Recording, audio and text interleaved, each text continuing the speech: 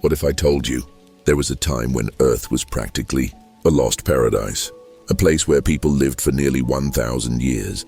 The climate was perfect, and the world seemed designed to last forever. But then something changed and changed forever. A flood of catastrophic proportions erased everything that existed, transforming the planet irreversibly. What went so wrong to warrant such a drastic turn of events? And what can we learn from a story that blends longevity, rebellion, and redemption? Stay tuned, because what you're about to discover might change the way you see the world, and even yourself. Before the flood, Earth was a remarkably welcoming place. Imagine a consistently pleasant climate, without extreme heat or cold.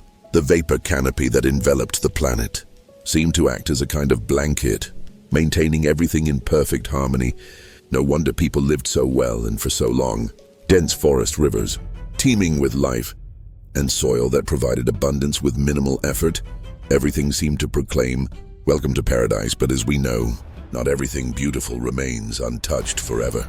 When the flood came, it was as if Earth had been turned upside down. That delicate climatic balance was lost, giving way to freezing winters and scorching summers.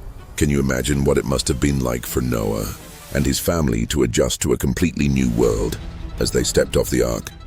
The vapor canopy that had once shielded Earth disappeared, exposing everything to much stronger solar radiation.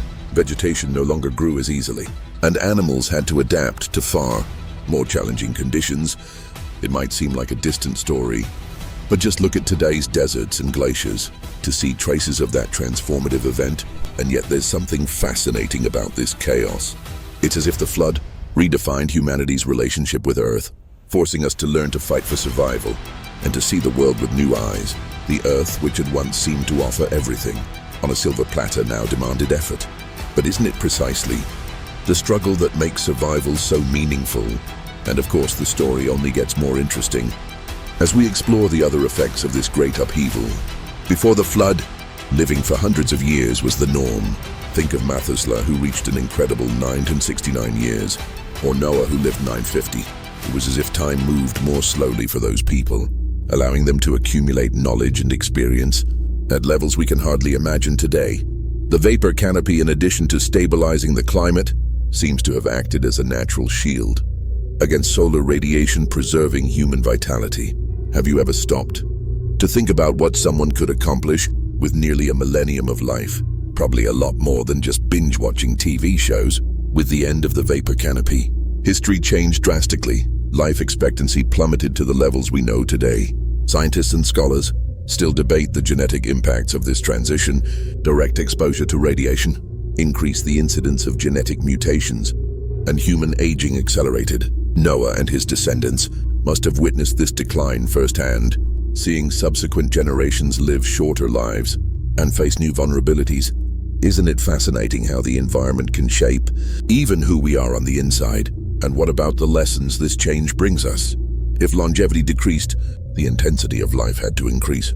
Each generation had less time to leave its mark, to build, learn, and teach. Perhaps that's the point. A shorter life reminds us there's no time to waste. But what if we return to the days when interactions between humans and celestial beings transformed the destiny of humanity? Well, that takes us to an even more intriguing part. Imagine a time when the extraordinary was part of everyday life. The Nephilim, these hybrid beings of immense strength and unpredictable nature, emerged as the result of a forbidden union between the sons of God and the daughters of men. These giants, according to accounts, were not only distinguished by their height and strength, but also spread fear and chaos. It's as if the world, already teetering on the edge of moral collapse, had been given a final push. Can you picture it? Ordinary humans trying to coexist with beings as powerful as they were. Challenging. But then Nephilim were not just a physical anomaly. They represented rebellion on a cosmic scale. Their presence not only corrupted human relationships, but also distorted the divine purpose for creation. Imagine a society where brute strength outweighs justice, and wickedness is almost celebrated. What was once an abundant and harmonious world now became a stage of violence and decadence. Earth was literally groaning under the weight of this rebellion, a condition so unsustainable that it demanded a divine response. And it was in this context that Noah's story took center stage. While many succumbed to corruption, he remained upright, a beacon of hope in a world overtaken by chaos. But to understand how he prepared to face the flood and preserve life, we need to delve into his divine mission, the building of the ark, and what a mission that was. When Noah received instructions from God, it seemed like a monumental project. And it was building an ark with such specific dimensions and such a grand purpose was not just a physical task, but a test of faith. Imagine taking 120 years to complete a project, facing ridicule and disbelief from everyone around you. Yet Noah persisted, hammering wood and securing planks, while the world around him ignored the warnings. He knew the flood was coming, and the ark would be the only chance to save life on earth. The ark's capacity was impressive. Around 40,000 animals of all kinds and sizes found refuge there for the skeptics of the time. The sight of lions and sheep living peacefully together must have been as astonishing as the flood itself. Each compartment was designed to provide the necessary space for every creature, proving that the divine plan was detailed and thoughtful. And Noah, he not only built the ark, he carried out an act of obedience that still echoes today as an example of trust in the unseen. But the ark wasn't just a ship, it was a symbol of judgment and mercy. The same flood that brought destruction to the rebellious offered salvation to those who believed. And as it navigated the turbulent waters, the ark represented a second chance, a new beginning. But what happens when the waters recede? That's when an unforgettable covenant emerges, along with a symbol that still inspires hope today. When the waters finally receded, Earth's landscape was unrecognizable. It was then that God, in his infinite goodness, made a covenant with Noah and all creation. He promised never again to destroy the earth with a flood, a promise sealed with a rainbow in the sky. Imagine Noah and his family's emotion upon seeing that first colorful ark appear among the clouds.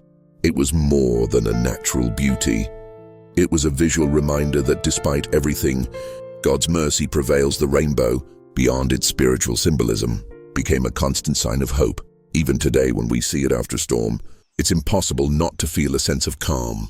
It's as if the earth is saying, everything passes, even the worst floods. And while Noah received this promise directly at the time, the rainbow continues to remind us all, generation after generation, that judgment never comes without redemption.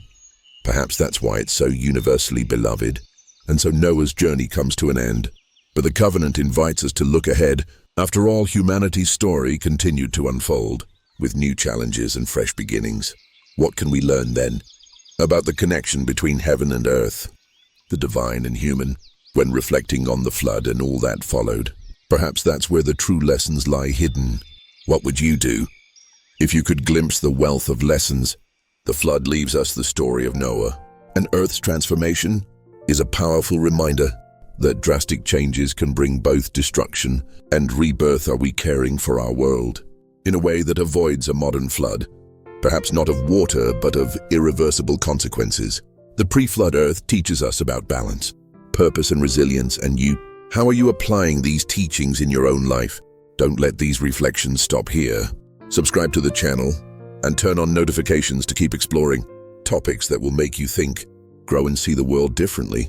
After all, knowledge transforms, and the next step is in your hands.